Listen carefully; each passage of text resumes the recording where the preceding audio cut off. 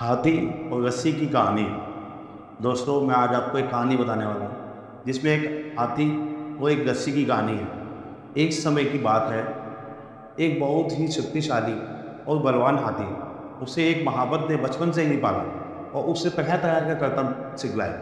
महावत प्रतिदिन हाथी को बाजार ले जाता और हाथी हाथी बाजार में करतब दिखलाता, जिसे देखकर लोग खुश होते और हाथी को महावत को पैसे देते।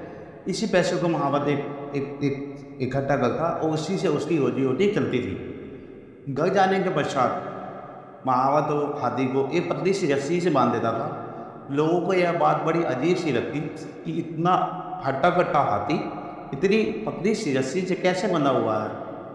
एक दिन एक व्यक्ति ने महावत से पूछा, महावत भाई, आपका हाथी तो इतना उष्ट पुष्ट और बलवान है, किंतु आप इसे इतनी पतली सी रस्सी से बांधते हो। हाथी जब चाहे इस रस्सी को बड़ी ही आसानी से तोड़ सकता है और फिर वह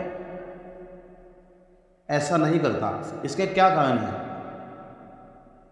उस व्यक्ति की बात सुनकर महावत बोला, कई साल पहले जब मैं हाथी को जंगल से लेकर जा रहा था, तब हाथी छोटा था। तब मैं इसे इसी तरह की पतली सी रस्सी से बांधा करता था। उस समय हाथी बहुत छोटा था।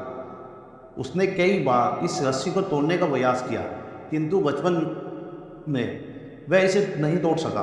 धीरे धीरे उसके मन में यह बात बैठ गई कि वह कभी भी इस रस्सी को नहीं तोड़ पाएगा। अब हाथी बड़ा हो चुका है, वह चाहे तो एक एक ही झटके में इस रस्सी को तोड़ सकता है, किंतु हाथी अब इस रस्सी को तोड़ने का प्रयास ही नहीं करता, क्योंकि वह सोचता है कि वह इस रस्सी को नहीं तोड़ पाएगा।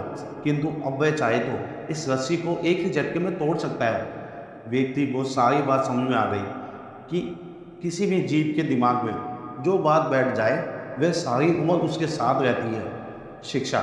आदि की कहानी से हमें एक ही शिक्षा मिलती है कि जो बात बचपन में हमारे दिलो दिमाग में बैठ जाती है वह सारी उम्र साथ रहती है। इसलिए बच्चों को बचपन में अच्छी शिक्षा देनी चाहिए ताकि वह सारी उम्र उस पर अमल कर सकें और हमेशा खुश रह सकें।